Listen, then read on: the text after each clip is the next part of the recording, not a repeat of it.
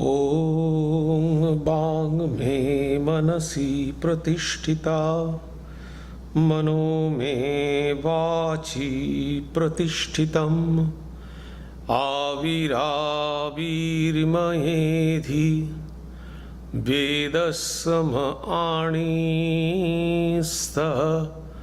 श्रुतं मे मा प्रहासि अनेनाधीतेनाहोरात्रान् सन्दधामि ऋतं वदिष्यामि सत्यं वदिष्यामि तन्मामवतु तद्भक्तारमवतु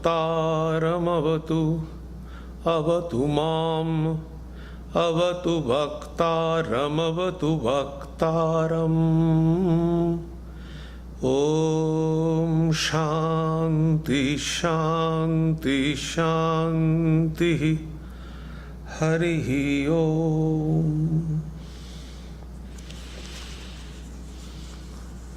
Om. May my speech be accorded with the mind.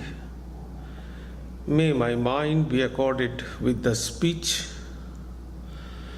O self-effulgent one Brahman, reveal thyself to me. May you both, speech and mind, be the carriers of the highest truth to me. May not all that I have heard depart from me. May I be able to join day and night through this study with Brahman. I shall utter what is verbally true. I shall utter what is mentally true.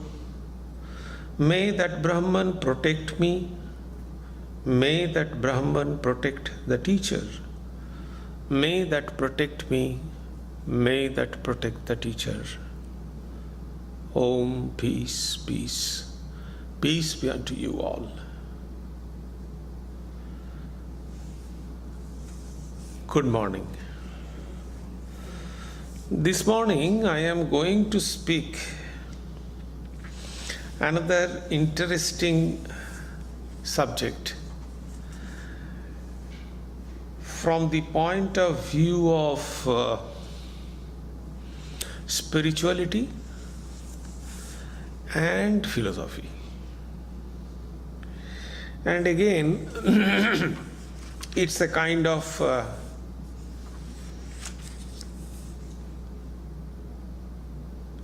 little bit sound weird to you, but we have to understand this is the practical aspect of the philosophy. And we know, the practical aspect of philosophy is called spirituality, which elevates human consciousness. Now, the subject matter is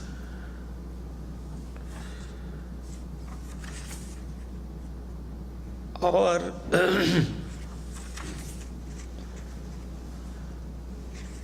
based on self-centered ethics. So we know what is ethics and why it is self-centered. On last Sunday, I spoke about the source of our love and happiness. The source of our love and happiness, according to Indian philosophy and especially according to Vedanta, is from within. Nothing is from outside. And it is permanent. You cannot create it. Nobody could claim that I have created my love. So nobody can create love, nobody can diminish love also. Rather, love makes us. Love represents us. However, almost that kind of topic, the self-centered ethics. What is the life principle? Life principle means, what is that secret for which we walk? We are called living being. We think, we can see. That is the life's principle. The fundamental principle of life. What is that? According to Indian philosophy, the life principle is consciousness. If we do not have any consciousness, the body is like a simple matter, nothing. You know, there was a very good story, short story. I am late today, though. I shall take 5 minutes more probably. So, there is a story that said there was a fight among the elements of our body. I spoke it earlier here. The eyes said, I am the main thing in the body, because if I cannot see, then nothing is going to happen. Then the brain said that, you see, you can see, that is good, but I am thinking. If I cannot think, nothing is going to happen. So I am the king of this body. I am the ruler of this body. Then the mind said, okay, I am also some important role to play. So why don't I become the king or ruler of this body? So the consciousness was hearing all these things. And when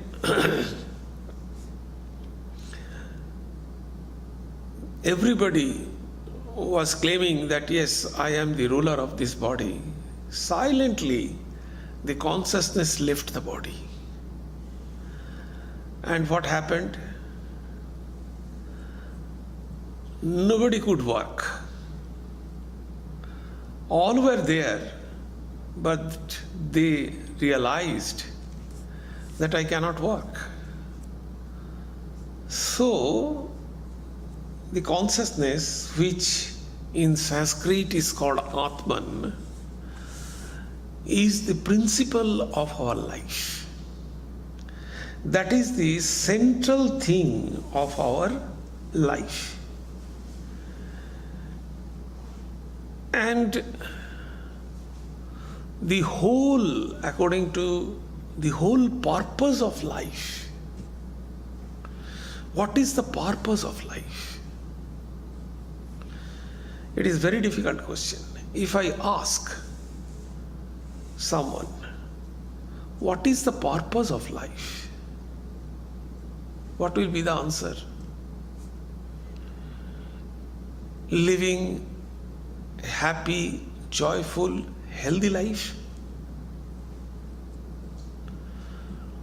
Do you think it is possible? Happy, joyful, healthy life? What do we want always? It is not possible, because we cannot lead our life in that way.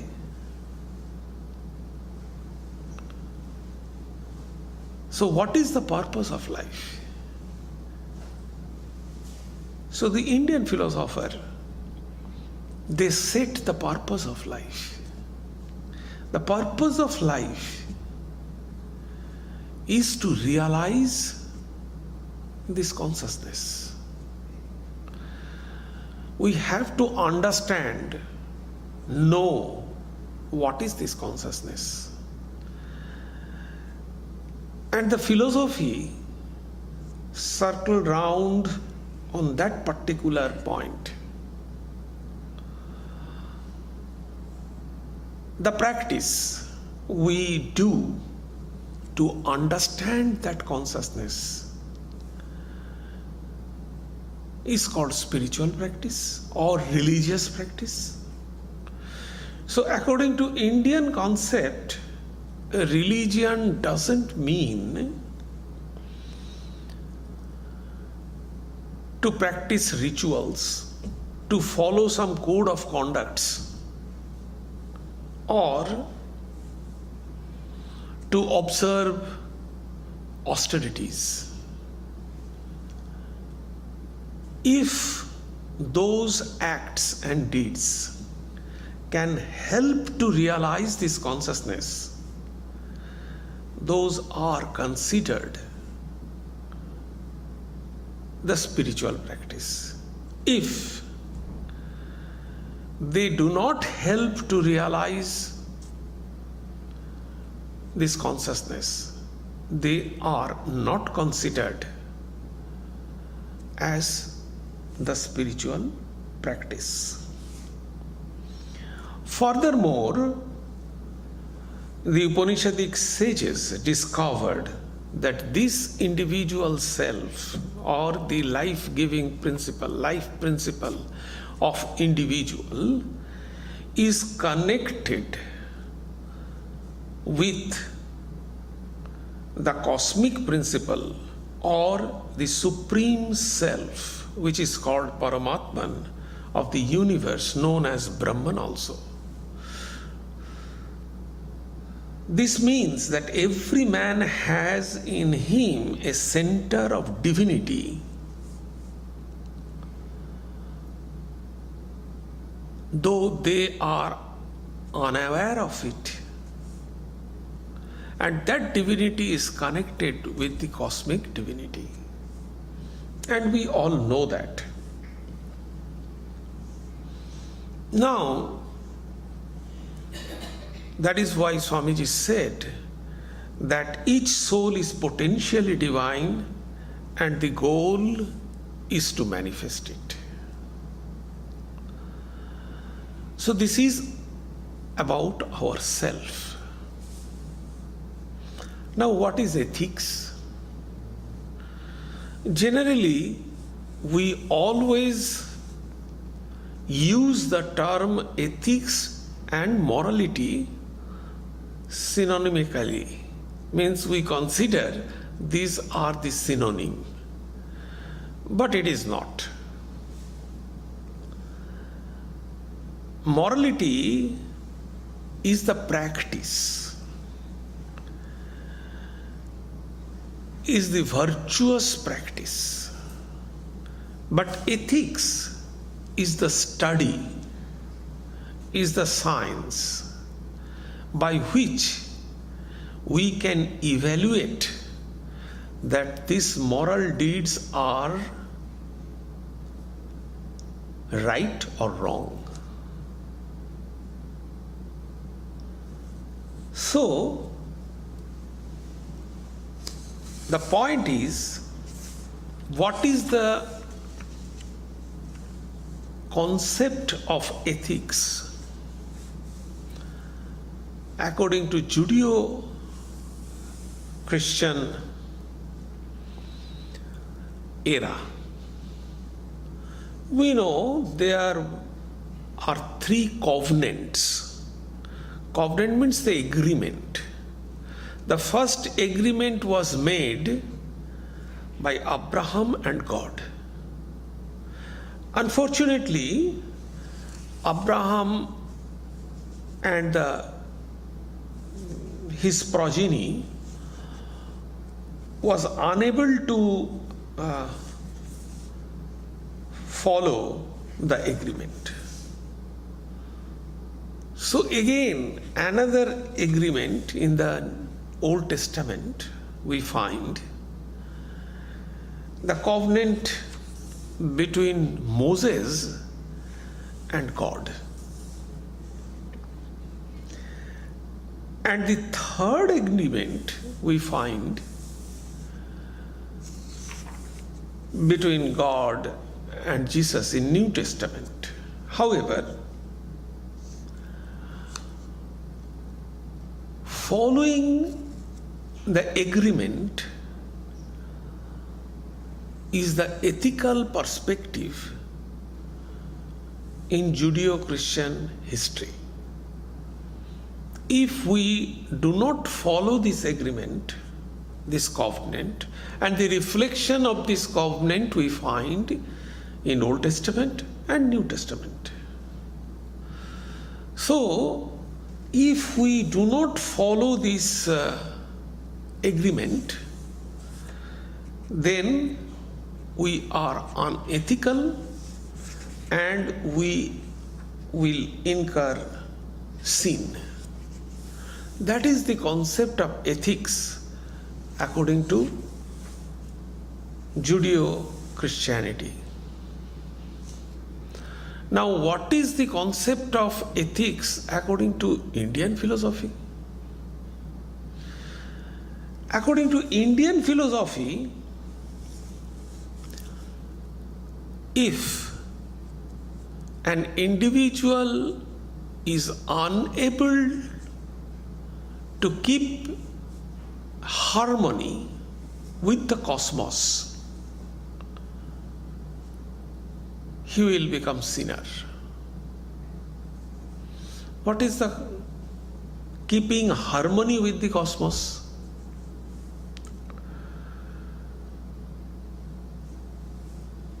So always we are in the process of giving and taking.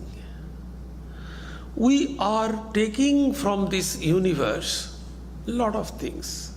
We live in this universe, the first for oxygen. From where we are getting oxygen? By spending money? No. From the nature. And in return, we are giving carbon dioxide. And see the system of this universe, the carbon dioxide, also the plants, they are taking carbon dioxide. So everything is balanced, well balanced. We are taking, so this cycle, this is a kind of cycle, we are eating. The food is coming from different sources, from the nature. Food are coming from the nature. So all the ingredients are in our food. Sun is in our food, water is in our food, soil is in our food, air is in our food. So nature. And we are giving in return as a manure in our body also. When it will become dust, it will go to the nature. And we are returning.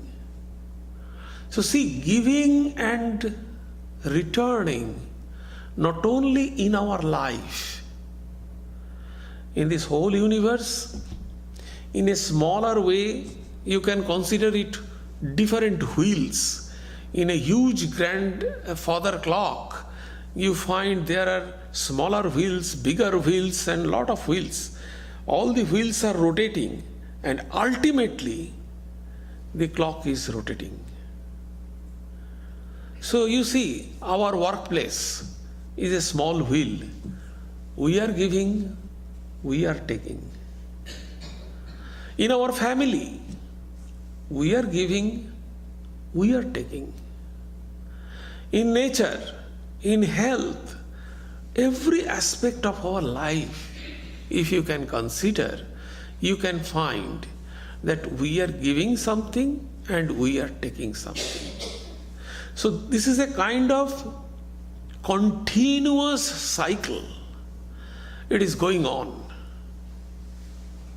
And in Bhagavad Gita, Sri Krishna very clearly said that whoever interrupt, why this interruption takes place?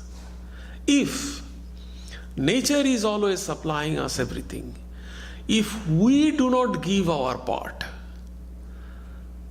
then this continuous cycle breaks. And that is the sin.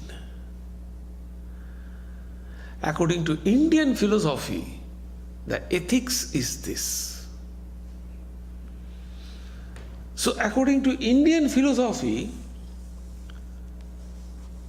ethics is based on work, because we are returning this. It is based on work.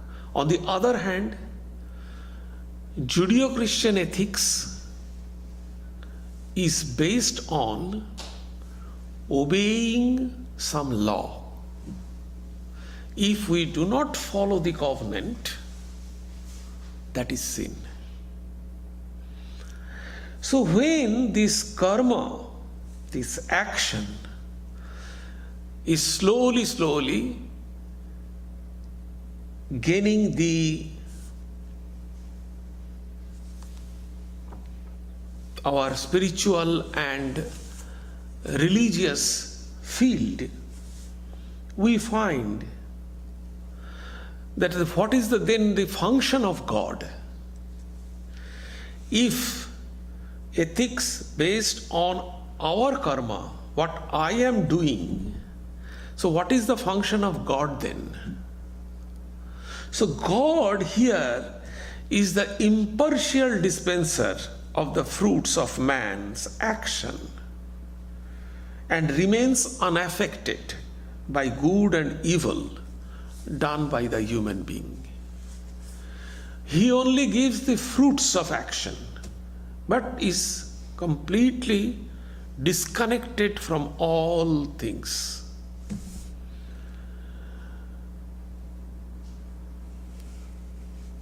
But the point is this, there is a very well-known verse. It says, people want the fruit of virtue, but do not do virtue. People do not want the suffering from evil, but they always do the evil things.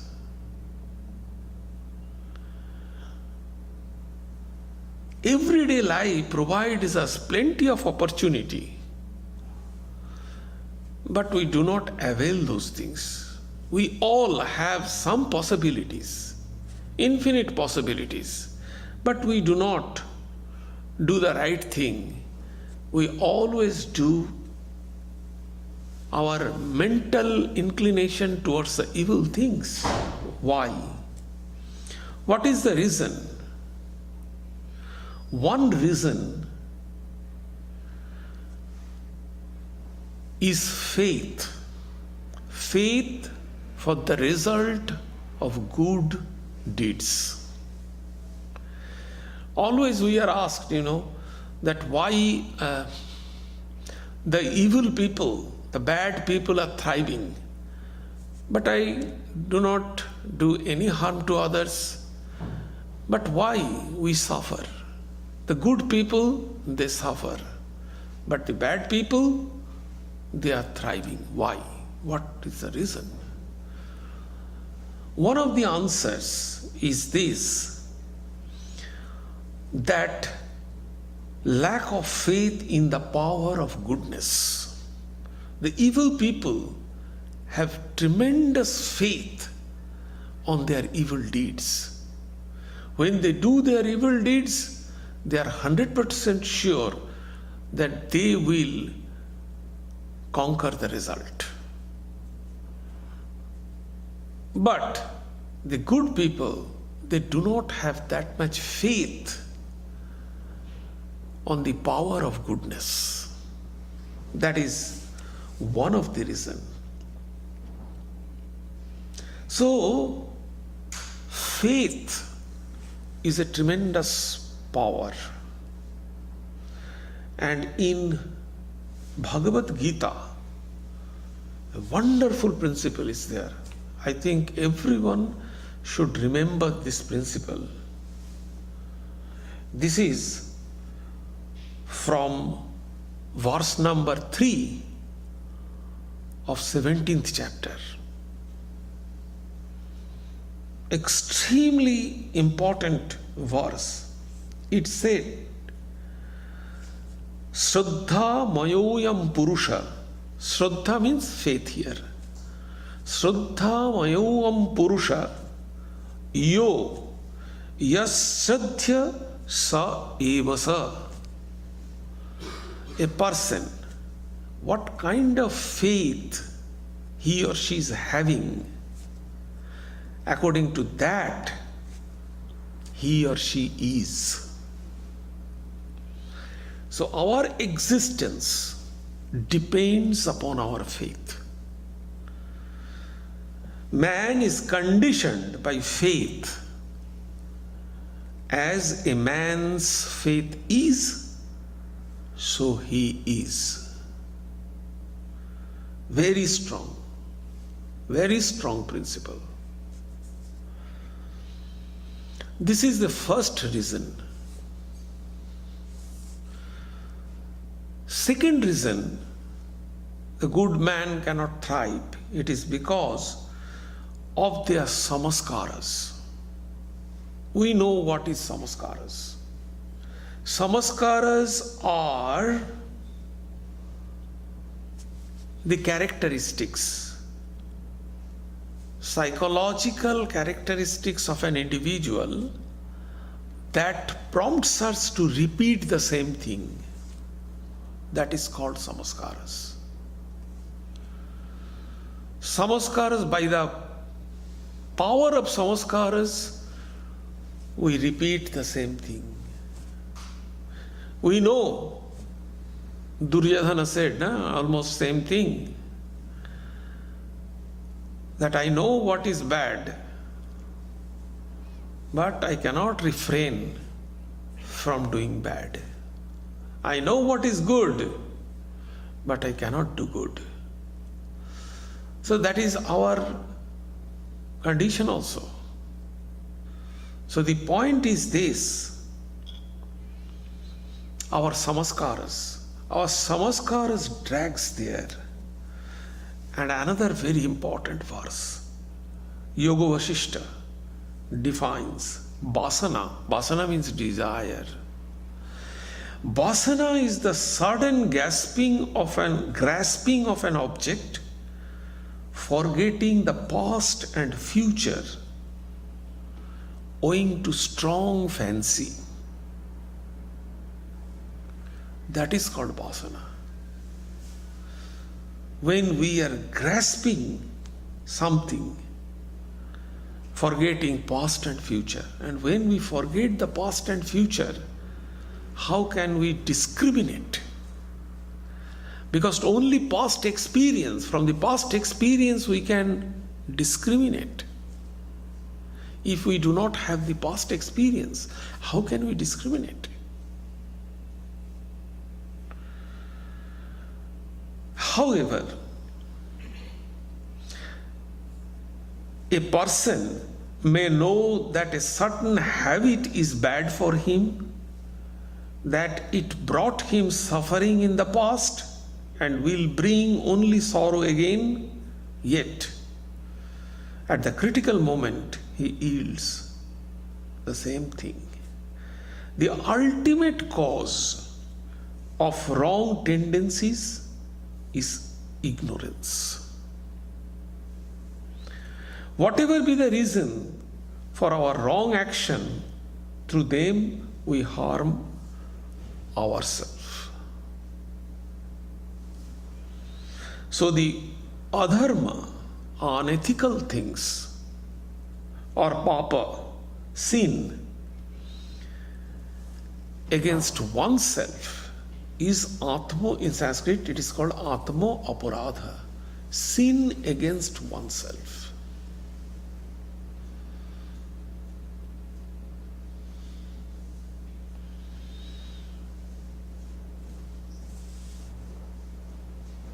So, what will be the solution? So, the ethical mistake we are doing, this is called atma aparadha. So, when we do any action, there are several ways of doing this atma aparadha. In different ways, we do sin against ourselves. One is gross and direct, immediate action. If we cut my hand by a blade, it will bleed. So this is immediate, gross and direct way.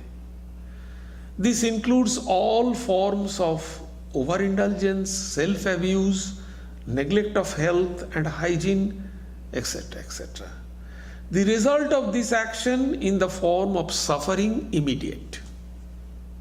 There are other kinds of sin against us, and that is, we cannot see that is subtler, and the effect neither obvious nor immediate. So how is that? It is called the adrishta or apurva. So adrishta means it is karma, the result of karma. When it will come, we don't know. In which life, the Indian philosophy, they believe the reincarnation of life. So in which life it will come, we don't know. So people, they say that I did not do any harm to others, I did not do anything wrong in this life, why do I suffer? The general answer is given that okay, you are good maybe in this life, but maybe in previous life you did something. So this is another way of the result of karma phala. It is not immediate, it is subtler. And when it will come, we don't know. According to Indian belief, all our present suffering are the karma phala, result of our past action.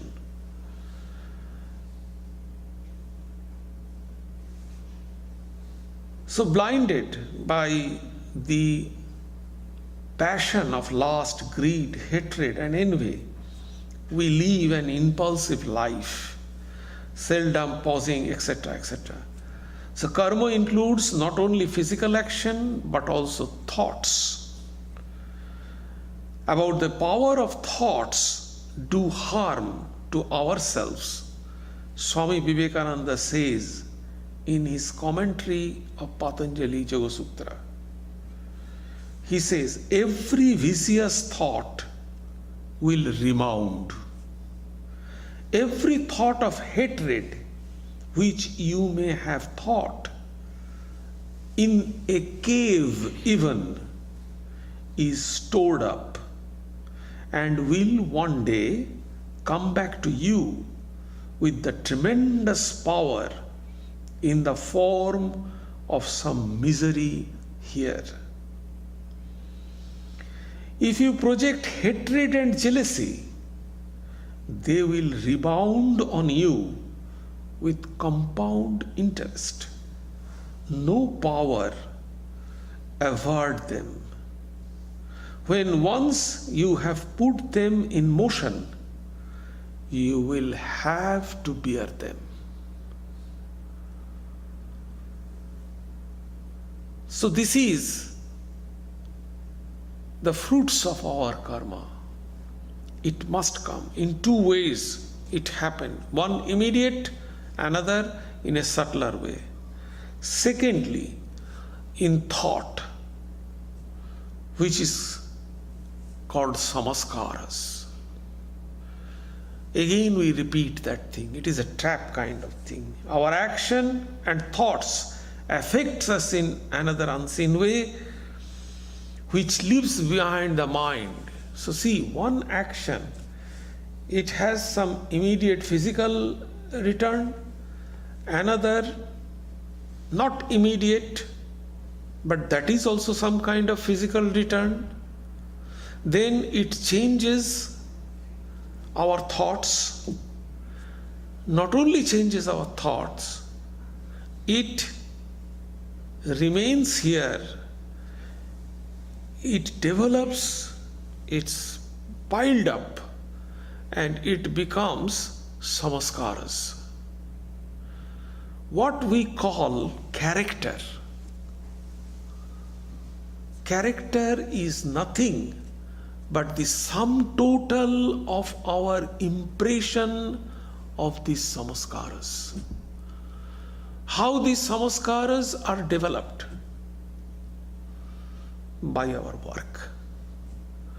What we do, it has a tremendous impact.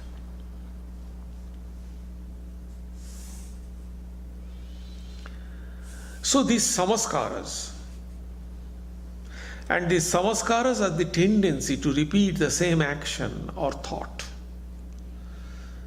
This is how habits and thinking are formed. Now, to neglect the development of soul's potential power is the seen against oneself. What prevents most people from attaining excellence and self-development is not lack of talent. Why a person cannot success? It is not because of the talent or wealth. It is because of discipline, diligence, and faith. These are the reason we cannot get success. If we analyze carefully, we can find that these are the reason why we cannot get success. Each and everybody has the great possibilities, but this samaskara, in Yajnavalkya Smriti, it is said very carefully that the body of the Brahmana is not meant for enjoyment. It is meant for hard austerities in this life and endless bliss for the afterlife. Now, what will be our duty to ourselves? That is the question. The ancient sages of India discovered that oneness of life. We know the oneness of existence. But oneness of life, in two ways we can find that we are one. The first is very higher level. The higher level is Brahman. From the Brahman concept, we can find everything is one. But from the lower level, we find that all are one from the point of view of prana. Prana is the energy. The prana is pervaded everywhere. Each and everybody of us has prana within. For the prana only we are walking, this is the energy. This is the energy in the pranic level. And this pranic level, we find two results. If we find that this is universal. One, love. I explained it a number of times. So in the pranic level also, we can experience the love. Love and compassion are not artificially created or feelings. They spontaneously arise in us unless they are suppressed and repressed by feeling of hate, fear, etc. Secondly, oneness of life also creates in us as the service attitude. We help others because we feel that we are one. If we do not feel that then also we try to help others. It is because it is our innate nature that we help others. Not only that, we have certain coherent problems which are hitting our hearts. Unless this problem is solved, we can never attain supreme peace. The human problems are of two kinds. One, the socio-economic problem. Another is the existential problem. Existential problems are related to our existence as an individual being. It based on our internal causes. The socio-economic problem, if you remove the cause of the socio-economic problem, the socio-economic problem can be solved. But if you remove the cause of existential problem, it cannot be solved because you cannot find any cause of existential problem. There are various people you can find. They have lots of physical trouble. They go to the doctors. Physically they are fine. They don't have any problem. The doctor cannot find any problem there. But they feel or they experience that they are not fit. The problem exists. This kind of problem is the existential problem.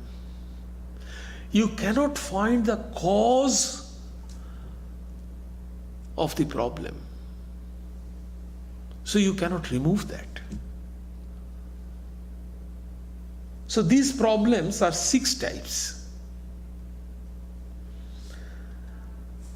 A sense of unfulfillment.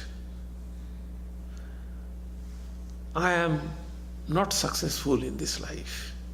I had a lot of potentiality, but I could not do anything. Unfulfillment in life. Second, meaninglessness. In spite of all that we do, life appears empty and meaninglessness. You know, lots of movie actors and actresses with money, name, fame, everything, they commit suicide. It is because they feel emptiness within, the meaninglessness. Everything is meaninglessness. What? It has nothing. Then the loneliness. People jump into party, this, that, everywhere. But still, they feel extremely lonely.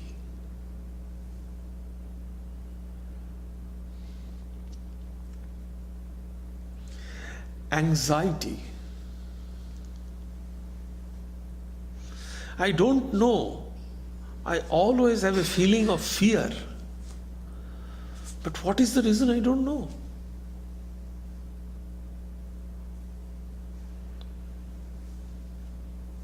A sense of guilt.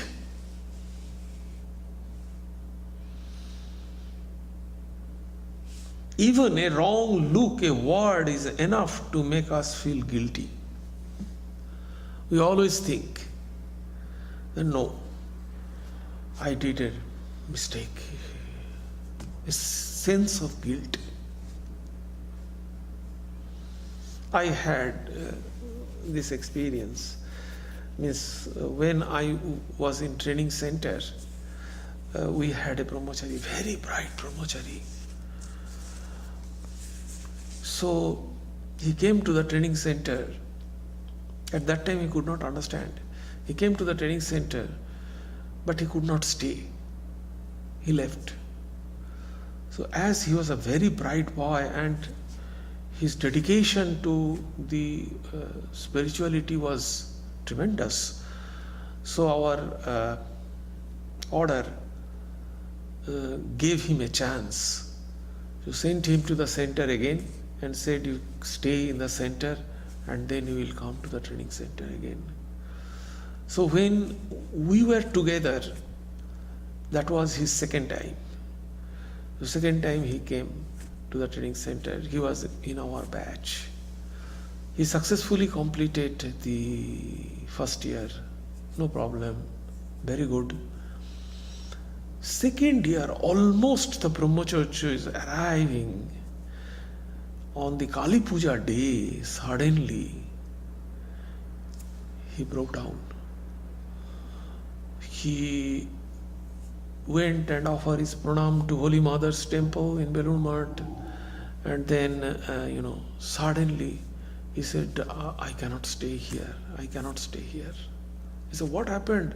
We rushed there, all these swamis and everybody said, what happened? Why not? You are very good, you can stay here. No, I am not fit to stay here. So ultimately he could not. He had to leave. So the point, at that time we discussed it to our seniors, and actually they said we could not understand at that point of time. We were young. So at that time we are told that it is a feeling of guilt. So he was, in his social life, he was a very big officer, the government officer. Probably at that point of time he did some mistake or something. That guilt, cropped up always. So the mind, when mind becomes sensitive, slight things, we cannot face those things actually. So it is the weakness of mind, definitely. We have to overcome this. But it happens. So it is a sense of guilt. And the last, we all have that, the fear of death. That is also existential problem. All fears, any kind of fear in life comes from the fear of death. That is the main source, the fear of death. So these all are existential problem. If you go to the psychiatric, if you take lots of tablets, medicines, fear of death will not go. And from where it is coming? Because we all know death is inevitable, but fear is there. This is existential. No cause, no medicine can cure it. This kind of things is called existential problem. So these two types of problem. To neglect one's own spiritual welfare and only Vedantic principle, it is not exaggeration, it is not a kind of fanaticism. existential problem only Vedantic principle can solve. Only the principle of Atman can solve it. Because, why? It is because Atman is the thing eternal, pure, effulgent, self-existing, and you are that. Only this thought can remove everything. Try to think over it. Only this thought can remove all existential problems, not any other things.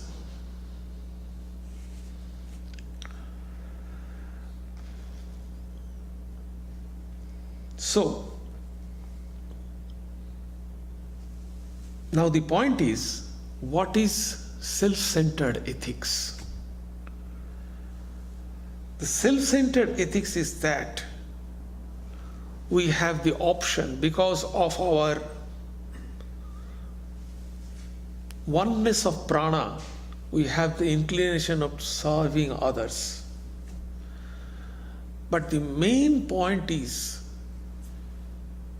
we cannot serve others unless we feel love within. So love comes from within. So neglect one's own spiritual welfare in the name of work or service usually is a form of escapism. Often it is an expression of deep-seated self-hate which many people cherish towards themselves. So people, they always try to say or overemphasize service to man. So unless one realizes oneself, service to man is a kind of self-hypnotism or escapism.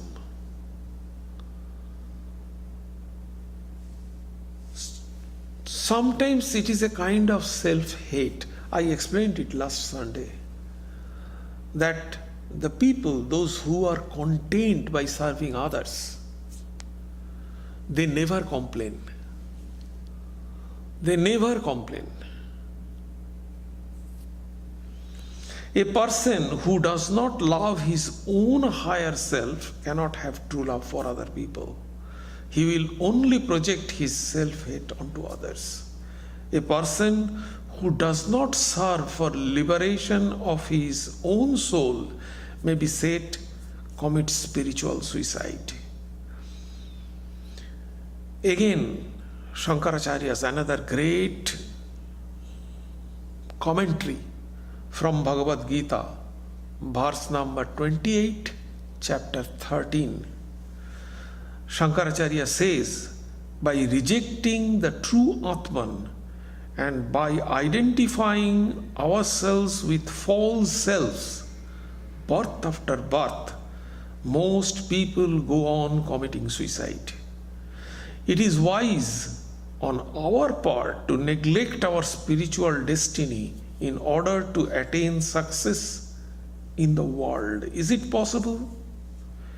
Is it necessary to neglect totally our own salvation in order to render service to other people? Swami Vivekananda said, Swami Vivekananda said that it is, if you do not help others, it is a sin. Swami Vivekananda said. But the point is that, can we not strive intensely for our own liberation even while being engaged in the secular work or social service? Is it possible to do both the things? Our own liberation and the help of others? Is it possible? Or we can only do the social service, only help others, and not taking care of ourselves elevation.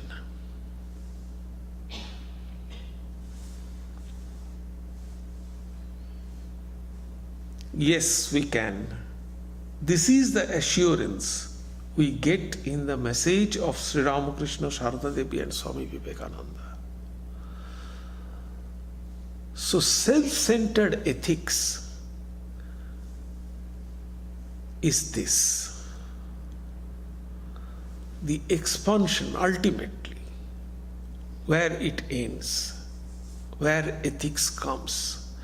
Ethics comes from the realization of our own self. In other words, the manifestation of our potential divinity. What is the manifestation of potential divinity? Our experience. The more we experience, the more we manifest ourself. That is why life after life, Swami Vivekananda said, lives after lives, we are experiencing. And more we experience, the more we are manifesting ourselves.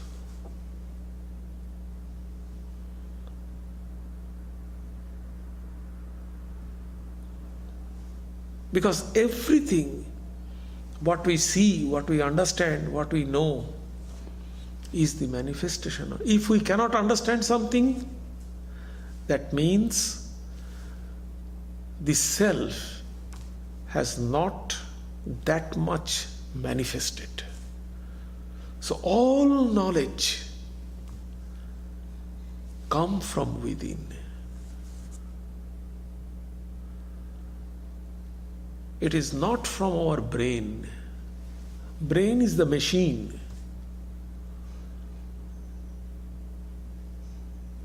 When the light of self falls on the brain, it works. The more light, the more energy, the more it will work.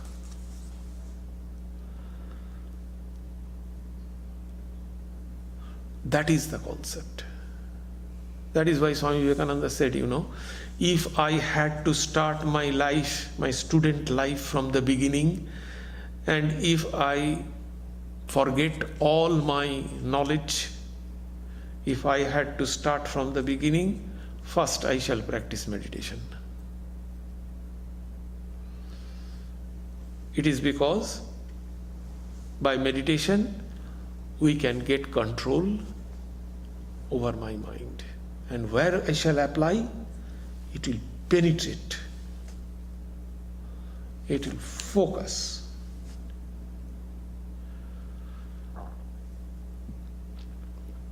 So what is the take today? Number one, the different Judeo-Christianity and Indian concept of ethics. Number one. One is obedience, contract,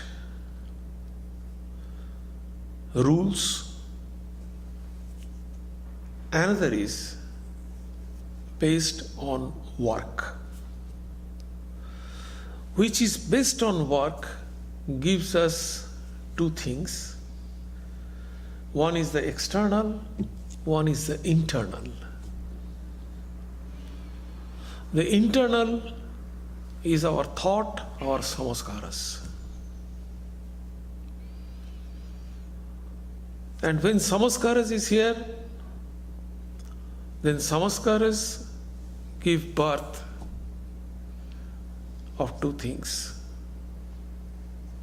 in a positive way. One is to serve others.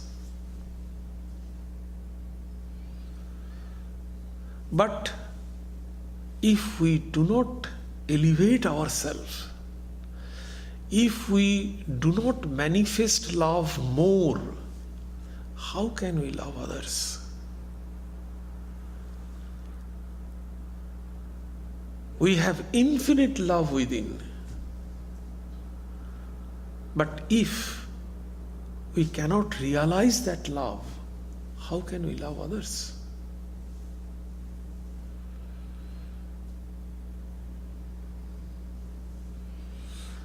So, we have to, that is why Swami Vivekananda and Sri Ramakrishna, both of them emphasized self-realization first.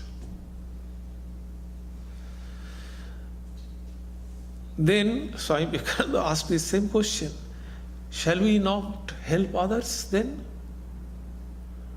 Yes. This is the parallel thing, that is the conclusion I gave. Yes, serving others and self-elevation, both is possible. And that is the motto Swami Vivekananda set for our organization. Atmana mokshartham jagat hidaya cha. Your own liberation and help others. Service to others. Any question? Quick question. Yes. What are the steps for me to take to, erase my samskaras, if possibly, if it is possible? So you are asking me how to get rid of samskaras. Well, this is another big session I need. There are various ways, because this is a psychological part. In Patanjali Yoga Sutra, very clearly described that how can we get rid of samskaras. So first thing, very simple way, how samskaras is developed. Samskaras is developed by our work. What we do, that gives us impression. So impression after impression, sum total of this impression, that is the samskaras. So how samskaras is developed? From our work. Work means not physical work. Physical, mental, thoughts, everything. So what kind of things we are doing? Even I eat one rasagulla, that also gives me a samskaras. So the point is what we do. So first checking point is that do good things, read good things, think good things, surrounded by good people. That is the first thing physically what we can do to change our samskaras. And then the second check, third check. There are 3 checks. That is little bit, now it is not the time. There is another subject matter. Okay, I think I took a lot of time today.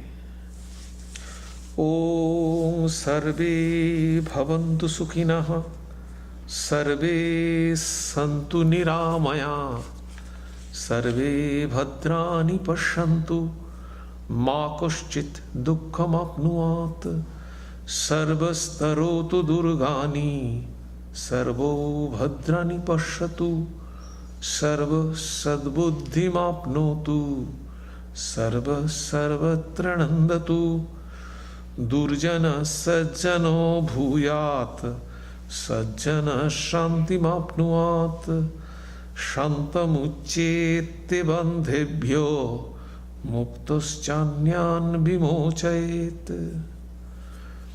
May all be happy, may all enjoy good health, may all see happy events, may all be freed from miseries, may all be freed from dangers, may all realize what is good, may all be actuated by noble thoughts, may all rejoice everywhere, may the wicked become virtuous, may the virtuous attain tranquility, may the tranquil be free from bondages, May the freed make others free. May the Supreme Spirit, the presiding deity of all sacred activities, be satisfied. For he being pleased, the whole universe feels satisfied. Om, peace, peace, peace be unto you all.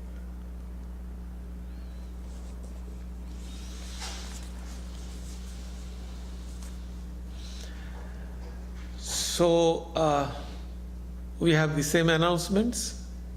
Tea and coffee will be served in the Sardananda Hall, which will be followed by Prasad Luncheon. You all are welcome.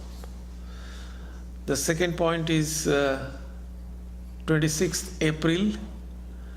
We have the event in ICC Milpitas, and there will be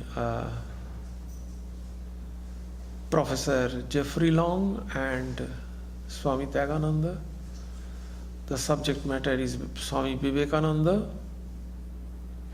the ancient wisdom in digital age. They will interact each other, philosophical interaction. And Sundari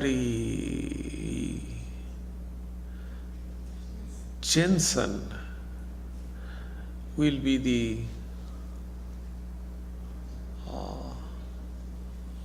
moderator. I think this poster is here, no?